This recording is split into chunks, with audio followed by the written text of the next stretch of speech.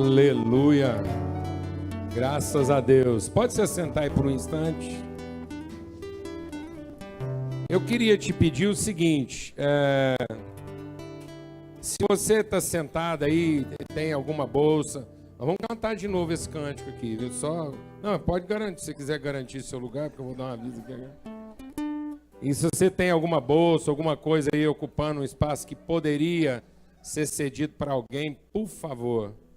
Nós temos mais gente do que cadeiras aqui.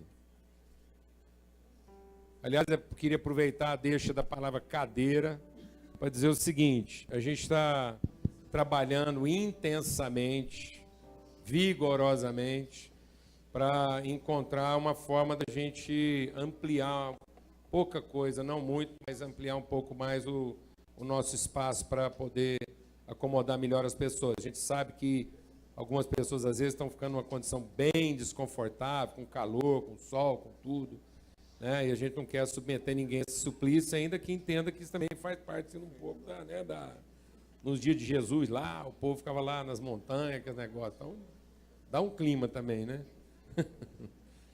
Então, a transmissão ao vivo já ajuda um pouco, enfim. E os jovens estão se organizando para ter uma reunião à noite, eu acho que isso vai ajudar também bastante gente em questão do horário.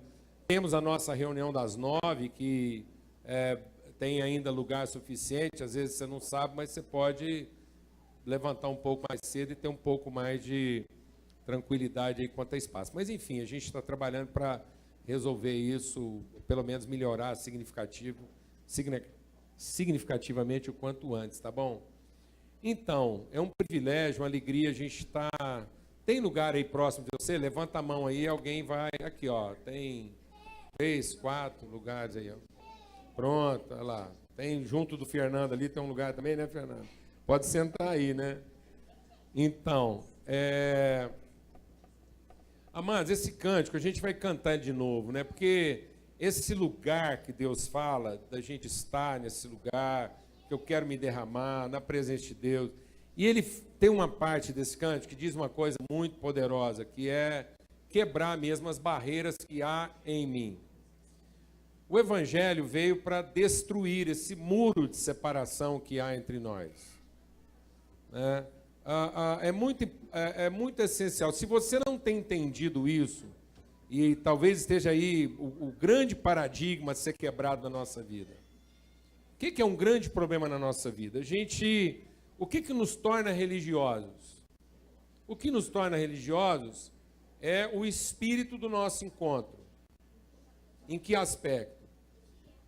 É quando a gente pensa que isso aqui é uma reunião, é um ajuntamento na presença de Deus, em que eu venho para um ajuntamento, uma solenidade, uma reunião, e juntos nós vamos ser abençoados por Deus. Isso é religiosidade. Não é isso que estava no coração de Deus. A palavra de Deus diz que Deus abomina. Sabe o que é abominar? É uma rejeição, é um asco. Há um asco da parte de Deus. Há algo que provoca ânsia de vômito em Deus. Ele fala isso lá. Há uma ânsia, há uma coisa, um mal-estar, que é o ajuntamento feito no nome dele. É importante a gente entender que quando Jesus estava entre nós, caminhando aqui entre nós, Jesus só teve atitudes assim aparentemente mais rudes, coisa que nem combinava com ele, porque geralmente Jesus era tão atencioso, cuidadoso nas palavras, no gesto, né, uma expressão de misericórdia o tempo todo. Quando foi que Jesus mostrou uma certa rudeza, uma certa aspereza no trato com as pessoas? Foi quando ele encontrou lá um budista, um hindu, um macumbeiro? Não foi. Jesus não tem problema em encontrar uma pessoa que esbarrou num livro qualquer de seitas ou ideias religiosas e a partir desse livro, dessa orientação, construiu sua vida. Ele vai entender que isso é uma busca sincera da pessoa e ele simplesmente está montando a vida dele em cima da informação errada. É compreensível. E às vezes a gente é rude com essas pessoas. Onde é que Jesus é rigoroso? É quando alguém pega a palavra de Deus, a Bíblia, e imprime nela um tom comercial que ela não tem. E faz da palavra de Deus um elemento de barganha.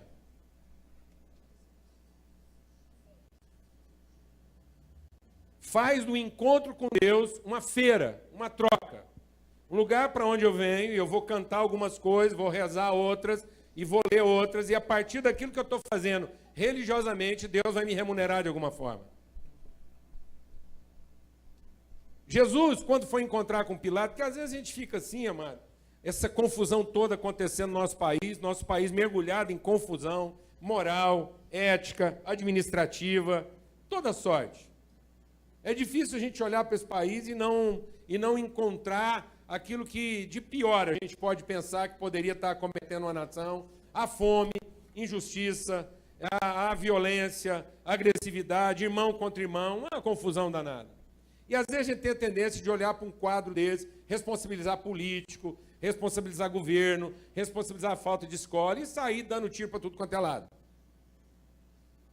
Mas muito provavelmente, se Jesus estivesse caminhando entre nós, ia acontecer mais ou menos o que aconteceu na época dele. Ia acontecer mais ou menos o que aconteceu na época dele. Quando Jesus foi encontrar com Pilatos, ele não mandou descer fogo do céu em cima do Pilatos e dizer: ó, a responsabilidade do que está acontecendo aqui é sua. Jesus não tirou o chicote para bater em Pilatos. Jesus não tirou o chicote para bater no soldado que veio prendê-lo. A indignação de Jesus nunca foi com relação a essas coisas. Jesus só tirou o chicote quando ele encontrou com aquelas pessoas que podiam estar mostrando o caminho da verdade para a população e, no entanto, estava explorando essa população com propostas comerciais religiosas. Aí a casa caiu. Transformar aquilo que deveria ser um local de encontro numa reunião de barganha, uma feira. Uma feira. Uma feira onde eu vou lá e eu vou... onde é que é a banca do melhor abacaxi, do melhor tomate, da melhor cebola? E a gente vai fazendo essas coisas. Então, dependendo do prato que cada um quer fazer aqui hoje, ele vai procurar a igreja que vai fornecer isso para ele. Rapaz, você não tem noção. Descobri uma banca agora. O que é o seu problema? É saúde? Achei a banca. Seu problema é o quê? É dinheiro? Achei a banca. Seu problema é o quê? É filha, droga, marido, mulher? Achei a banca. E aí nós vamos procurando aquilo que melhor nos atenda. E aí nós perdemos o privilégio do quê? Do encontro, da conexão, de vermos um ao outro. Deus não quer que a gente se reúna na presença dele. Deus quer que a gente se encontre um com o outro. Que a gente tenha olhos um para o outro. Amém, amados? Em nome de Jesus. Porque essas são as barreiras que ainda residem no nosso coração. E é isso que Deus quer destruir. Não adianta a gente continuar vivendo esse emparedamento social. A responsabilidade de tudo isso que está acontecendo nesse país, eu vou te falar de quem que é. É da igreja. É da igreja que conhece a verdade. E tem pregado para essa nação um evangelho de méritos. E esse evangelho de merecimento, esse evangelho de que Deus vai privilegiar aqueles que fizeram a coisa certa, que Deus atende os primeiros da fila, essa ideia, amados, infantiliza todo um povo. Todo um povo.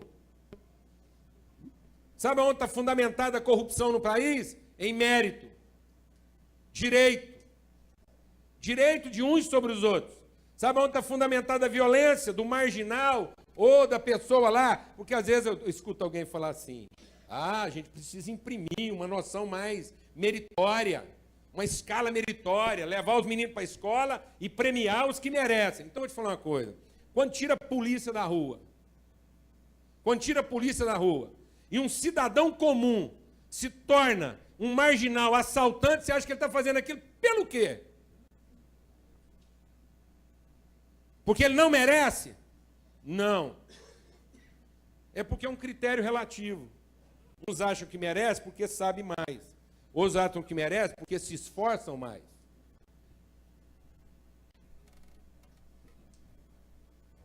E às vezes quem sabe menos tem que se esforçar mais. No fim, todos vão achar o quê? Que merecem. Uns porque sabem mais e outros porque se esforçaram mais. Uns vão ser merecedores por ignorância, outros vão ser merecedores por competência. Amém, irmãos? E aí nós perdemos o lugar de quê? De encontro. Quem merece? Quem merece? Quem merece alguma coisa? Sabe do que a humanidade vive? É de misericórdia. Por isso que Deus falou, eu não quero ajuntamento solene. Eu não quero reuniões portentosas. Sabe o que eu quero? Misericórdia é o que eu quero. Justiça é o que eu quero. Encontros é o que eu quero. Encontros em torno de misericórdia, onde a gente olha um para o outro e fala assim, o que eu posso fazer? Como é que eu posso te ajudar? O que eu tenho para te oferecer? E não o que eu posso receber de alguma coisa. Amém? Então, amados, a última expressão, a expressão mais assim, a expressão mais satânica do Satanás, a expressão mais diabólica do diabo, não é um capetão vermelho, soltando fogo pelas ventas, raio pelas mãos, e encapetando todo mundo. O mundo não vai acabar numa sessão de gente endemoniada. Sabe qual a maior expressão de Satanás? O chefe do comércio. Transformar todos nós em comerciantes. Pessoas que só fazem alguma coisa quando têm certeza de que vão receber a altura do que estão fazendo. Você quer conhecer o diabo na sua pior expressão? Ele é o príncipe de todo o comércio. Ele é que ensinou a gente a fazer comércio com aquilo que nunca deveria ter sido comercializado. Nossos afetos. Nossos afetos. Por isso que a palavra de Deus diz que o nome de toda cidade na terra. Sabe como é que no fim dos dias você não precisa perguntar, você mora em Goiânia? Você mora em Uberaba? Você mora em Coromandel? Não precisa perguntar, sabe por quê? Porque todas as cidades do mundo vão ter o mesmo nome. Babilônia. E sabe o que quer dizer Babilônia? Sem querer ser chulo? Zona. Prostituição, prostíbulo. Porque todos os habitantes da terra farão tudo o que eles podiam fazer por amor, e eles farão por quê? Por interesse. Premiando o quê? Seus méritos. Amém? Amém, mano? Por isso é o que essa é a oportunidade de nos encontrarmos, para ter o que oferecer. E não a oportunidade de nós nos reunirmos pensando no que nós podemos receber. Não saia daqui sem ter um encontro. Senão você terá apenas participado de uma reunião ruim. E como reunião, vou te falar uma coisa, não recomendo a nossa reunião aqui. É quente, apertado e não tem cadeira para todo mundo. Ainda apanha. Eu não sei como é que tem gente que volta, mas... Entendeu? Glória a Deus, amado. Mas a gente tem muita alegria em encontrar, em abençoar um ao outro, em repartir.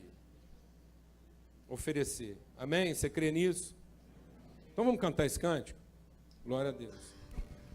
É isso que Deus quer que a gente seja, amados. Essa igreja liquefeita.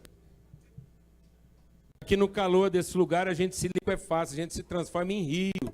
A gente possa ser bebido, possa ser comido. Glória a Deus. Quem crê nessa palavra? Em nome de Jesus. Em nome de Jesus. Pode sentar. Bênção. Graças a Deus. Esse é o privilégio. E como a gente vai ficando religioso, amados?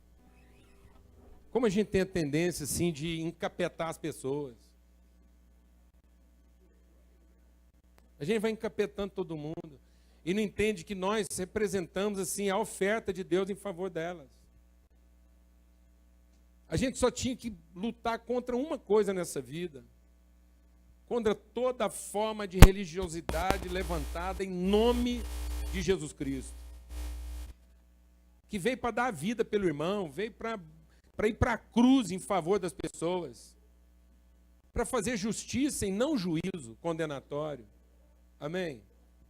E a gente vai ficando tão religioso que a gente não entende a dádiva, o fluir de Deus na nossa vida. A gente não... Olha, amados, vou te falar uma coisa.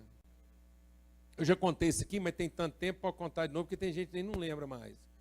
Quando a gente assumiu o patronato, porque naquela época podia ter patronato, a gente assumiu um patronato com mais de 100 crianças. E uma das coisas mais fortes naquele patronato é que eles passavam muita fome lá. Muita fome. Muita fome. E eles apanhavam muito, e o pessoal que estava lá por último na coordenação do patronato, quando matavam lá um porco, alguma coisa, eles guardavam melhor, levavam para casa, para o pessoal que trabalhava, e sobrava quase nada lá. E uma das características é que havia muita fome naquele lugar. E quando a gente assumiu lá a responsabilidade, a primeira coisa que a gente quis acertar lá foi a questão da alimentação. Que eles pudessem ter uma alimentação digna. E Deus levantou muita gente para cooperar, inclusive a gente tinha um parceiro lá que era uma indústria grande de produtos alimentícios, e eles começaram a fornecer muita comida. Então o que aconteceu? De um lugar onde não havia comida quase de jeito nenhum, passou a ter uma fartura de comida, muito grande. E acontecia uma coisa curiosa, é que o patronato lá eram 2 galpões muito grandes, com 50 camas cada um.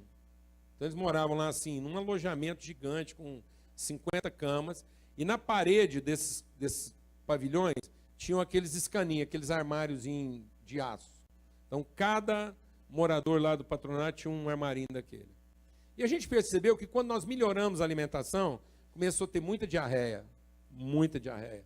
A gente foi lá, mandou examinar a comida, pensando que podia ser o alimento e não era. E aí tinha muito problema de intoxicação alimentar. E aí a comida era de melhor qualidade. Não, sabe o que estava acontecendo? Seguinte, eles pegavam a comida e escondido, eles levavam para o escaninho. Por quê?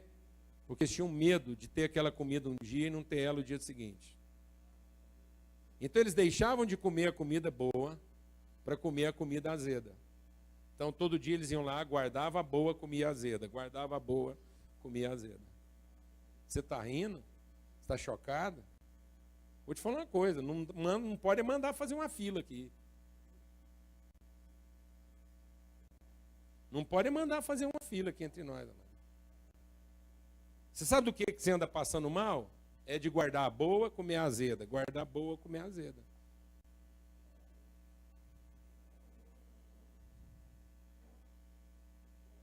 Guardar de hoje preocupado com amanhã e comia de ontem. Guardar de hoje preocupado com amanhã e comia de ontem. É isso que está acontecendo. Literalmente, amado. Vencido. Vencido pelo quê? Pelo medo. Sabe o que nós tivemos que fazer? Tirar os escaninhos. Tirou os escaninhos e voltou à saúde. Agora você entende por que muitas vezes Deus vai lá e mexe nos nossos depósitos.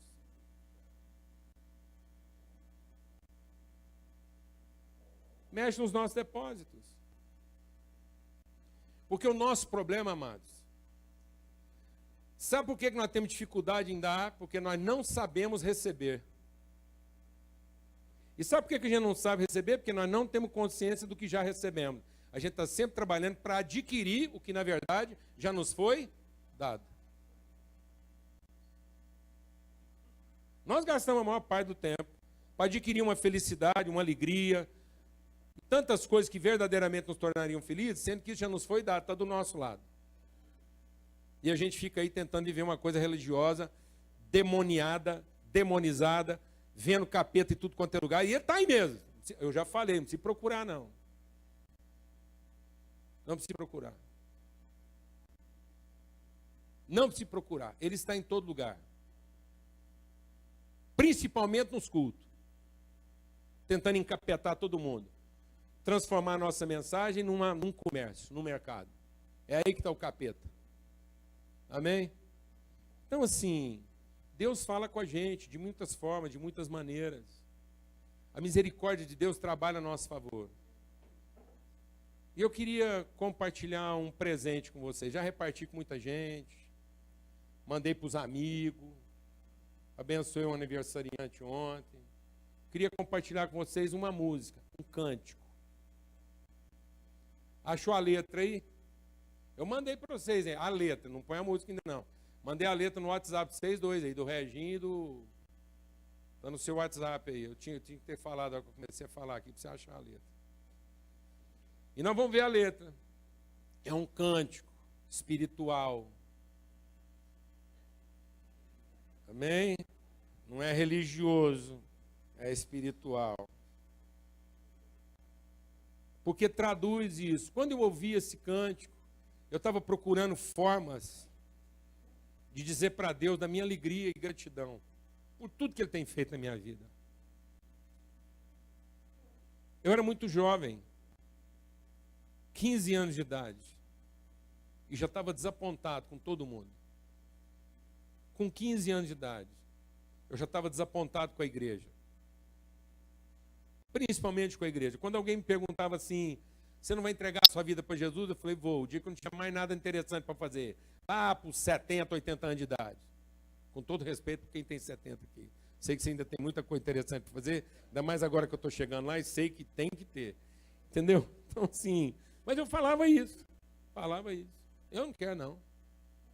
Por quê? Porque para mim não havia sentido em só ficar ali reunindo, bajulando Deus para ver se Ele prestava atenção em alguém que cantou melhor, rezou melhor ou deu mais dinheiro para Ele.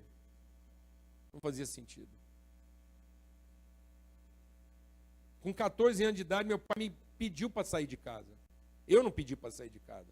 Ele me pediu para sair de casa. Porque tinha mais 2 filhos para cuidar.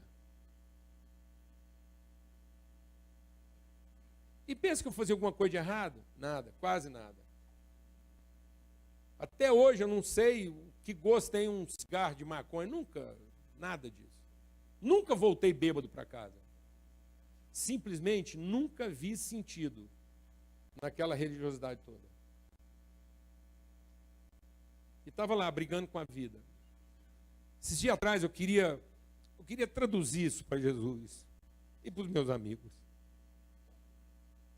Aí eu ouvi uma música. E agora eu queria oferecer essa música para você, porque quando eu ouvi essa música, não dá para passar a letra aí, não?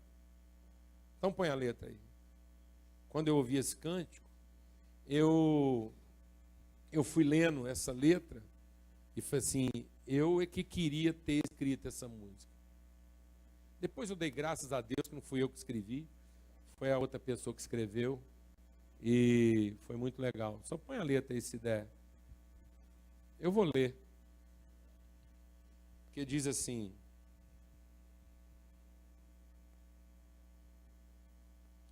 ainda bem que agora eu encontrei você. Eu queria falar isso para Jesus.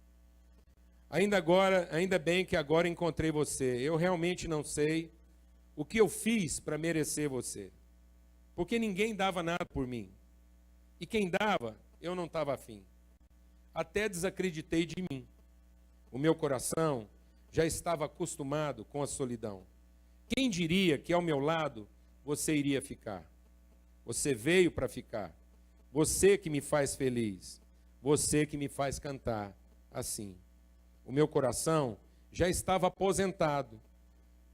O meu coração, com 15 anos de idade, estava querendo aposentar. Já estava aposentado, sem nenhuma ilusão. Tinha sido maltratado, tudo se transformou. Agora que você chegou, você me faz feliz, você me faz cantar assim. O meu coração já estava acostumado com a solidão. Quem diria que ao meu lado você ia ficar? Você veio para ficar, você que me faz feliz, você que me faz cantar. E eu cantei isso com toda a força do meu coração para Jesus. E depois lá, sozinho, comecei a cantar para cada um dos meus amigos. Queria cantar isso para os meus amigos. E como isso fica melhor na voz da autora do que na minha, eu queria cantar isso para a família. Queria que você tivesse a liberdade de receber isso e cantar isso para alguém. Cantar isso para Jesus essa manhã, sem nenhum preconceito religioso. Apenas recebesse, para que você entendesse que Deus fala com você. Sem você estar numa reunião solene. Deus podia estar falando com você lá no trânsito do seu carro. Ouvindo uma rádio, uma propaganda, sei lá o quê. Deus quer falar com você, quer falar com a gente. Para que os nossos olhos se abram para as pessoas. Mas nós estamos religiosos demais. Para conseguir ouvir Deus e falar com Deus, nós temos que criar um ambiente religioso em torno de nós. Sempre que Ele está sempre conosco, o Espírito dele está em nós. E às vezes nas coisas mais simples, nós podemos ouvir a voz dele e estender isso para alguém. Mas se nós não tivermos disposição para estender isso para alguém, então a gente ainda não conhece Deus. Amém? Então recebe isso aí agora, em nome de Jesus.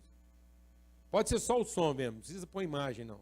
De 1 João, no Evangelho não, na carta de 1 João, numa das cartas de João, ele diz assim no capítulo 3, vede que grande amor nos tem concedido o Pai, a ponto de sermos chamados filhos de Deus.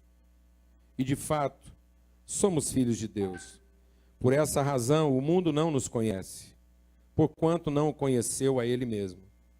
Amados, agora somos filhos de Deus, e ainda não se manifestou o que havemos de ser.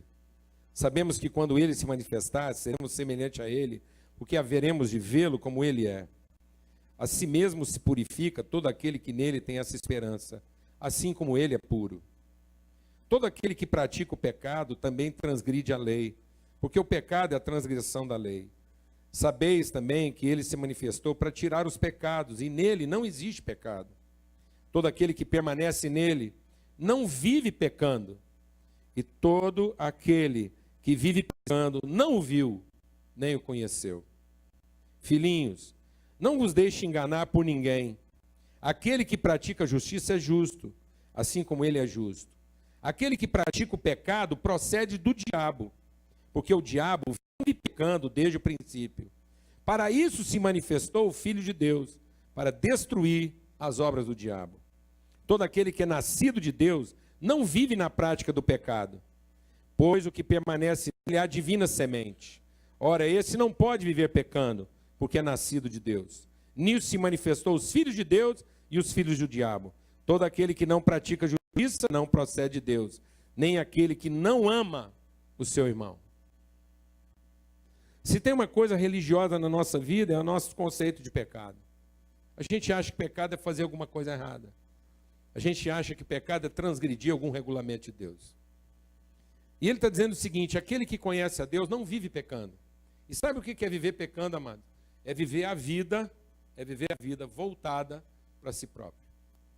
É viver a vida na busca de satisfazer seus próprios desejos e interesses.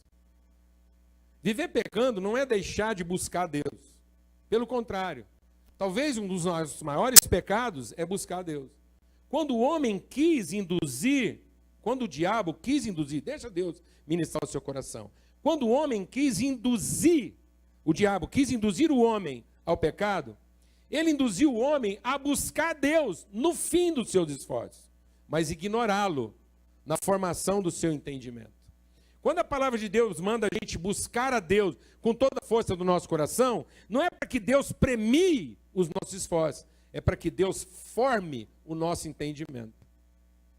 Buscar a Deus com todos os nossos esforços, sabendo que todas as coisas serão acrescentadas, é buscar o seu reino e a sua justiça.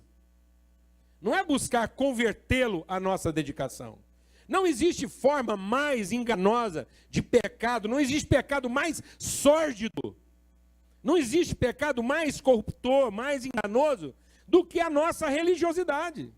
De achar que porque eu estou pondo o nome de Deus em tudo, fazendo tudo em nome de Deus, que Deus está se agradando da minha vida. Se no meu dia a dia eu só tenho um único interesse, a satisfação das minhas cobiças. Você sabe por que o diabo caiu em pecado? Porque ele quis ser como Deus à custa dos seus próprios esforços. O diabo, ele pecou desde o princípio porque ele quis negociar com Deus. A forma mais corruptora de viver a vida é negociar com Deus. É dizer, Deus, tá bom, eu faço o que o Senhor quiser, se no fim o Senhor fizer o que eu quero. Eu faço o que o Senhor quiser, se o Senhor me der a mulher que eu idealizo, me der o marido que eu idealizo, me der os filhos que eu idealizo. Então eu faço o que o Senhor quiser, desde que ao final eu tenha a vida que eu idealizei. Isso é viver pecando. Porque eu nunca vou saber reconhecer as pessoas, eu nunca vou saber ter um encontro de verdade com ninguém. Porque a única pessoa que eu consigo ver diante de mim mesmo sou eu. Sou eu. Deixa o Espírito de Deus ministrar o seu coração. O que é viver em pecado? Viver em pecado é se encontrar num lugar e querer usar todo o poder que Deus te deu para resolver suas próprias questões. Sabe o que é viver em pecado? É pegar todo o dom que Deus te deu, toda a competência que Deus te deu, toda a habilidade que Deus te deu, todo o poder que Deus te deu, e produzir pão só para você mesmo, para satisfazer a sua fome, porque foi isso que o diabo fez com Jesus. O que significa ser um filho de Deus e um filho do diabo? Ser um filho de Deus não é ter uma grife, uma chancela, não é ser reconhecido como filho de Deus por causa do lugar que eu frequento. Ser um filho de Deus significa ter o caráter de Deus. Significa ter as características de Deus. Ser um filho de Deus significa poder ser confundido com Ele. Ser um filho de Deus significa que alguém que vai olhar para mim vai dizer, eu vi Deus, porque vi um filho dele. Foi isso que Jesus disse, quem vê o filho, vê o Pai que o enviou. E o que significa ser um filho do diabo? Significa ter chifre? Significa ser vermelho? Significa ter cara de capeta? Não, sabe o que significa ser um filho do diabo? Significa pensar como o diabo pensa. Significa ser dominado pela sua cultura. E a cultura diabólica é a cultura desse mundo. Por isso que a palavra de Deus diz, quem quiser ser amigo desse mundo, se tornará inimigo de Deus. E nós aqui continuamos achando que a nossa religiosidade vai nos dar o mundo que a gente deseja.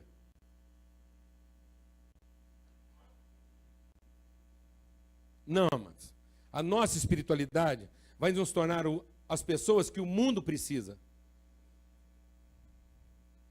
Mas não vai nos dar o mundo que a gente deseja. Mas vai nos tornar as pessoas que o mundo precisa.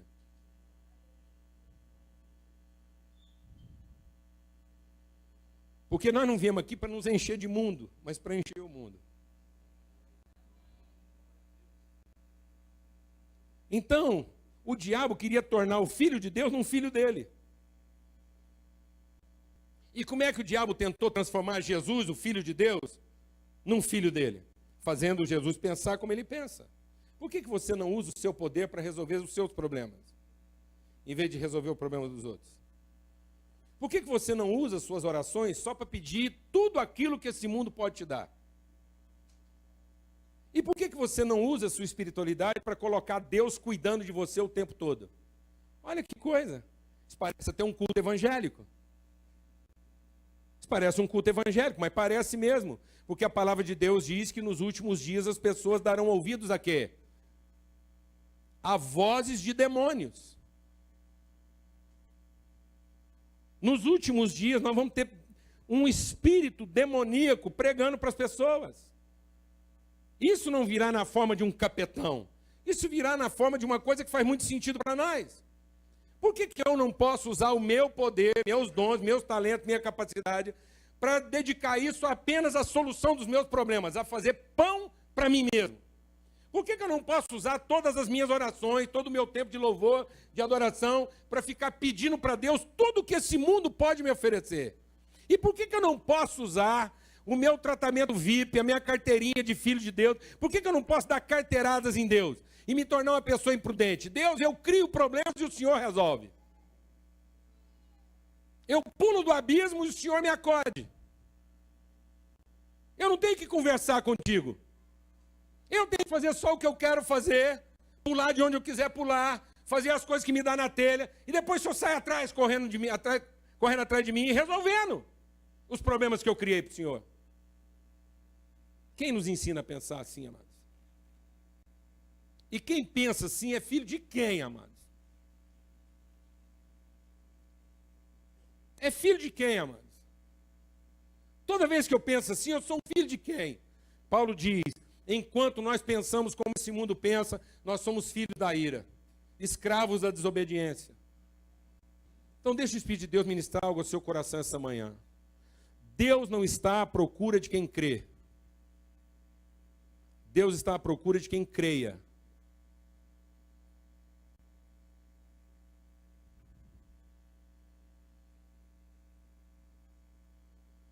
Deus não está à procura de que você acredite nele.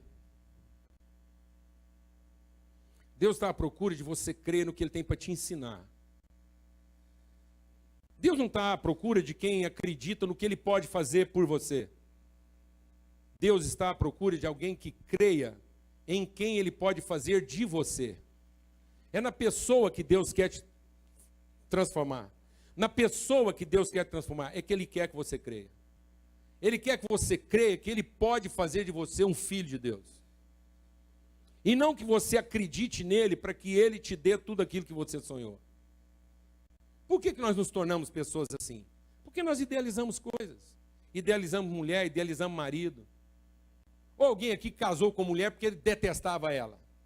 Quem aqui casou para se autoflagelar? Fala para mim. Quem casou aqui por senso de autoflagelação? Automutilação. Vou arrumar uma mulher desgraçada que vai me fazer sofrer pro resto da vida e é com essa que eu vou casar.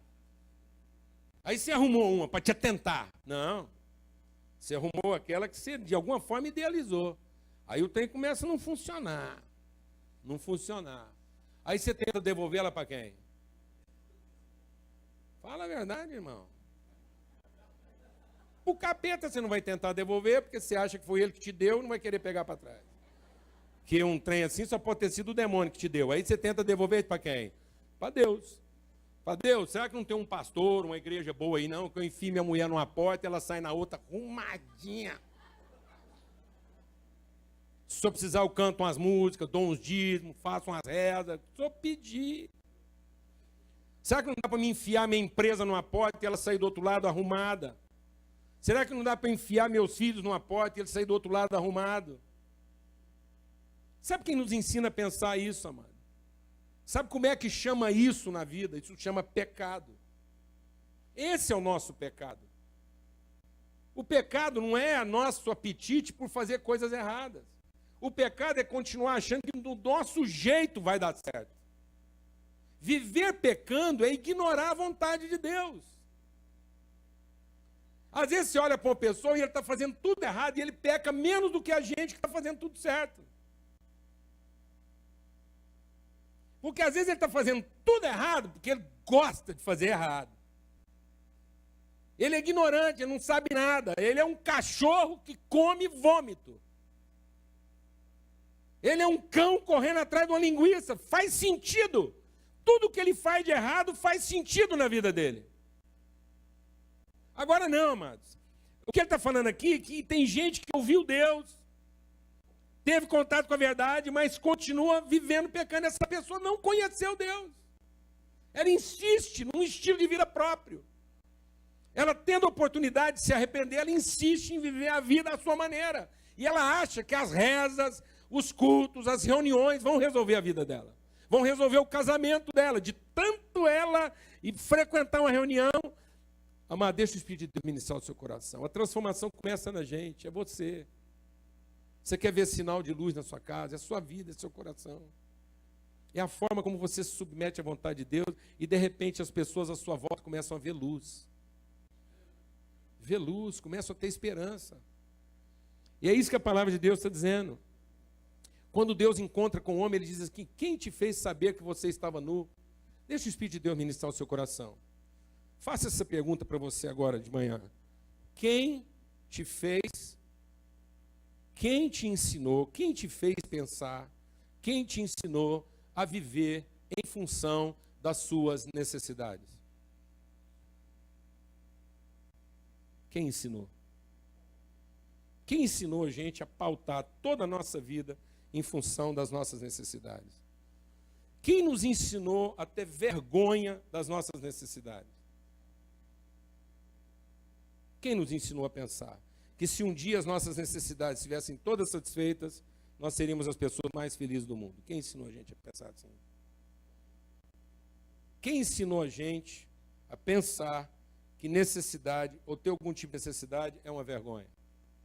Quem nos ensinou a esconder nossas necessidades uns dos outros? Quem, amado? Quem? Quem, amado? O diabo. E quando nós ensinamos os nossos filhos a viver em função de satisfazer suas necessidades, quem está ensinando para eles, amado?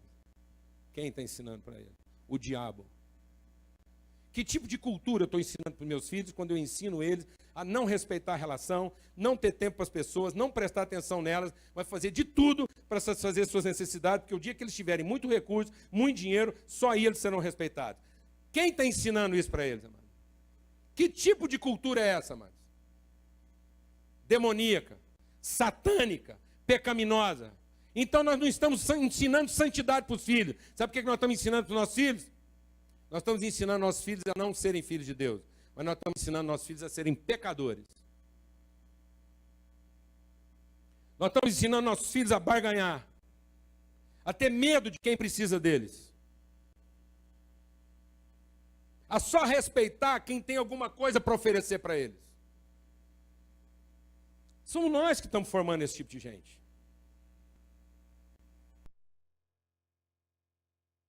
O que é ser puro? O que é ser um filho de Deus? É amar a Deus, de modo que esse amor nos torne o quê? Atentos, sensíveis aos nossos irmãos. De modo que a gente pare de ter reuniões e passe a ter o quê? Encontros. O que anda tendo lá na sua casa todo dia na hora do almoço? Uma reunião? Em torno de um prato de comida? Ou um encontro? Em que um pode servir o outro? Qual foi a última vez que você fez o prato da sua esposa?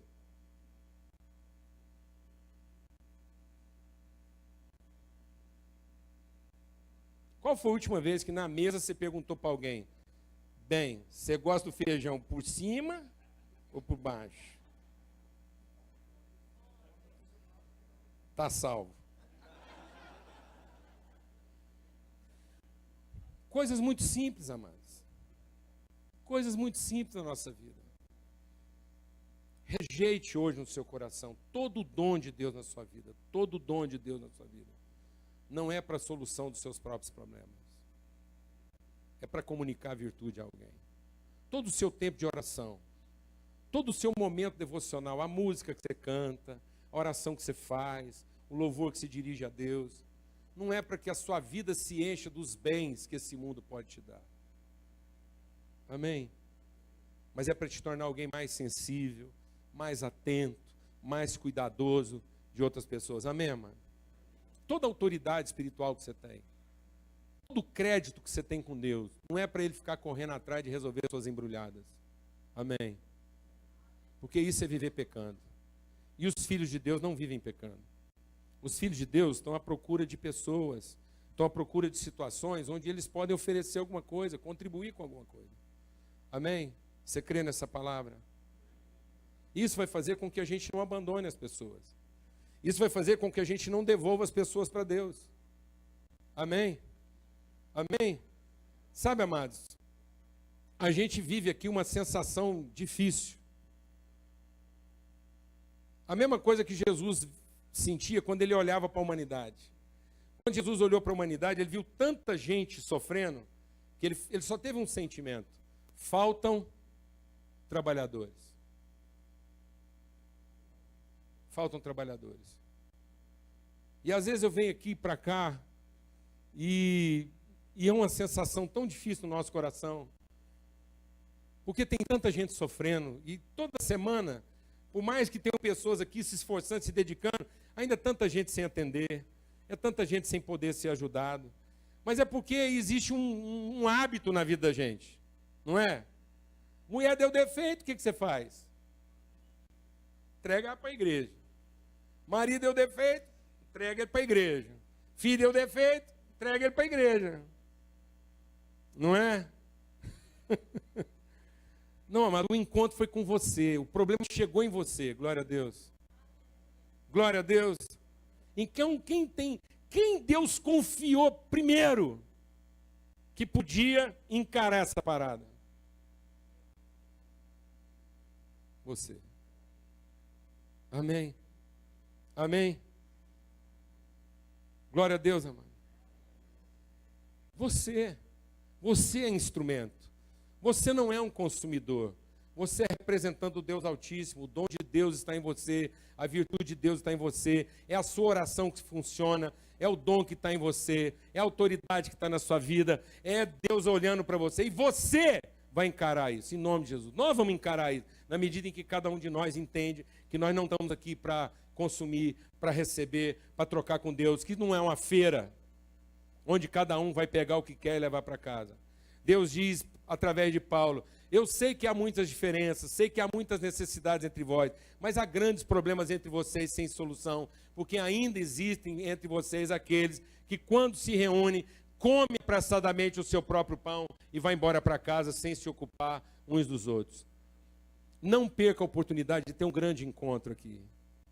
Não perca a oportunidade de encontrar alguém, abençoar alguém, ter olhos para alguém, ouvir alguém, porque aí você vai ver Deus operando através de você. Amém?